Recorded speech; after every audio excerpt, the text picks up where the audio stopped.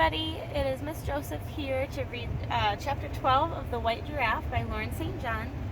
I'm at a place that you guys have actually seen already. It's a little lake in Allegan, but because it's raining, I thought I'd let you guys see it from this light. So, here it is. I just love it when it rains. I don't know about you guys. I'm also here with Lottie. She does not enjoy the rain, but she is doing it because she wants to read with us, so that's cool. She smells like wet dog. I don't know about you guys, but wet dog does not smell good to me. Anyway, I'm going to set the phone down and I will get to reading. Alright, so I'm ready to read chapter 12. Now, this chapter does have a couple of stopping points that I might end up stopping at. It just depends on if my phone will let me do the whole chapter or not, because sometimes it decides to cut off. Alright, here we go. Martine said nothing to her grandmother about the botanical gardens drama, which had ended with the 6 of her pursuers falling into a stinking stew of fermenting horse manure, rotting fruit, decaying leaves, and squash bugs. Sherilyn had escaped because she hadn't been able to keep up with the others, but the search party who found them had discovered her babbling incomprehensibly after an encounter with a lynx cat with glowing yellow eyes. Miss Faulkner was apoplectic with fury.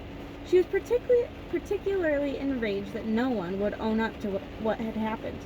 Even Mrs. Rathmore lost her sense of humor and said that if it wasn't that she thought the 6 had been punished enough by missing out on the band and picnic and being mercilessly teased on the bus to Storm Crossing, where they were made to sit at the back, hungry and scowling like the broken survivors of a mud wrestling competition, they would have spent the rest of the term cutting the school fields with nail scissors.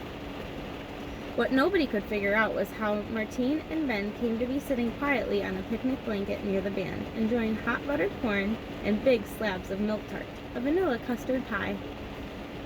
Miss Faulkner had her suspicions and told them she'd be keeping a very close eye on them, but it was the wrath of the 5-star kids Martine feared most.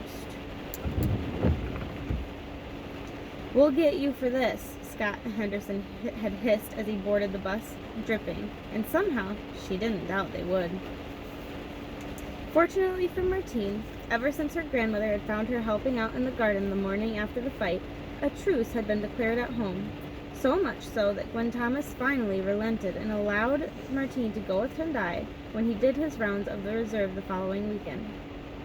He picked her up in the Jeep at 4:30 on Saturday morning, when dawn was nothing but a smudge in a star-speckled sky, and drove her to Sawabona's highest point, an escarpment densely covered in aloes protease. I'm sorry guys, you know I can't do these words.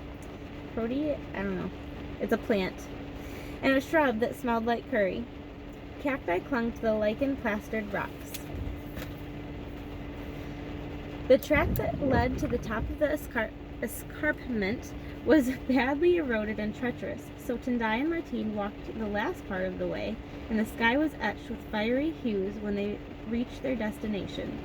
While Tendai unpacked their breakfast, Martine made herself comfortable on a boulder still warm from the heat of the previous day. Far below her was the biggest dam of Sawabona. As the sun rose and her eyes became accustomed to the honeyed light, Martine could make out herds of buffalo, springboks, and elephants drifting down to the water. White egrets watched from the trees like the stiff paper birds of Japanese origami. Martine thought that she had never breathed in purer air, seen a lovelier view, or heard any choir more amazing than the singing of the birds that morning. She wished her mom and dad could have been there to share it, but it made her feel good to think that her mom had probably visited this spot and watched the same sunrise. Tendai made a small fire and brewed up a pot of condensed milk sweetened tea. He handed Martine some hot African bread made with maize meal cooked in the coals in tightly wrapped banana leaves, and they munched contentedly and watched the animals in the valley below. After a while, Martine said, "Tendai, can I ask you a question?" "Yebo." "Sure?" "Yebo." "How did you get that scar on your face?" Tendai laughed. but it was a bitter laugh devoid of his usual good humor. "It was a long time ago, little one. Too long ago to be important. I was an angry young man, that's all." Martine could tell that he didn't want to talk about it, but curiosity got the better of her. "Did an animal attack you, or did you get into a fight?" Tendai unbuttoned his khaki shirt, and Martine clapped a hand to her mouth.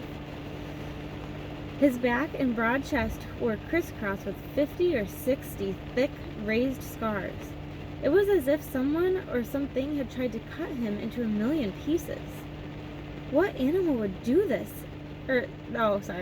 What animal would do this? He said harshly. "No, little one. Animals might scratch you or bite you, or even rip you apart in hunger or in fear, but only a man can crush you inside in your heart for no reason other than the color of your skin." Martine swallowed.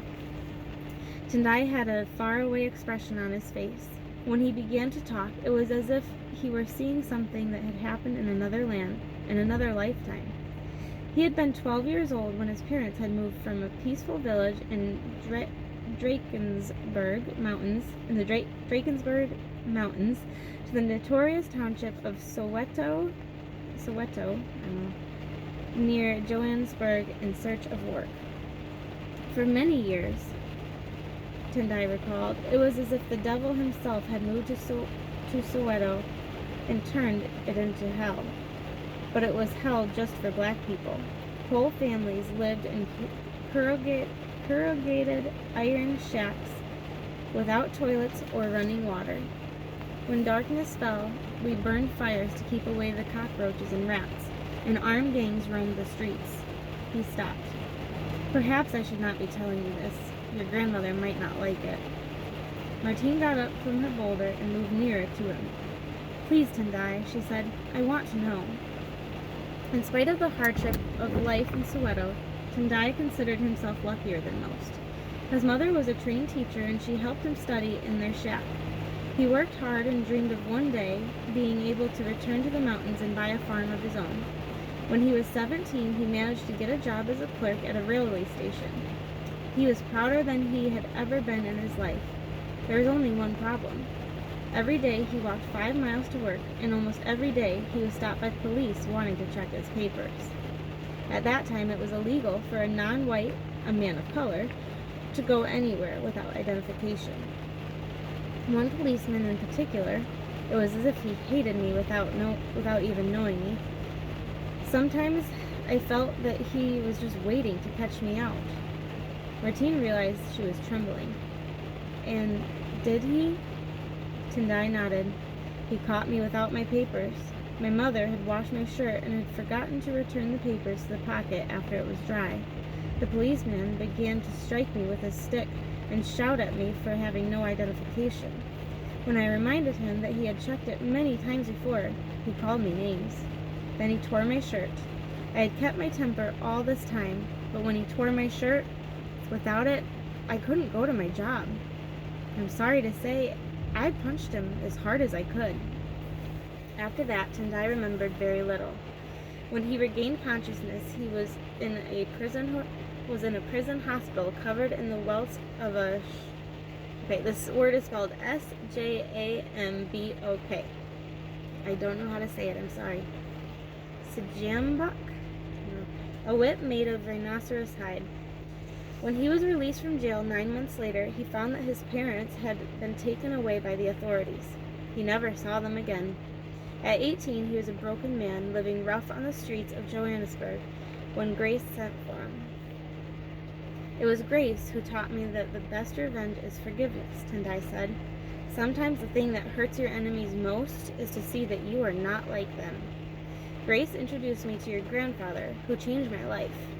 He believed in a South Africa where men of all colors are equal. Not everybody does."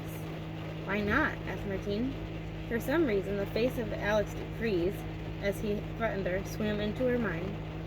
"I don't know, little one," Tendai said tiredly. "I just don't know." Alright, that is a stopping point, and I feel like my phone is going to cut off any second now. Whew, that was I didn't read that chapter beforehand, and man, that was a deep section of this book, wasn't it? All right, so we still are on chapter 12. I have a little stopping point here, so I will go ahead and end this video and finish it off in the next one. All right, talk to you guys soon.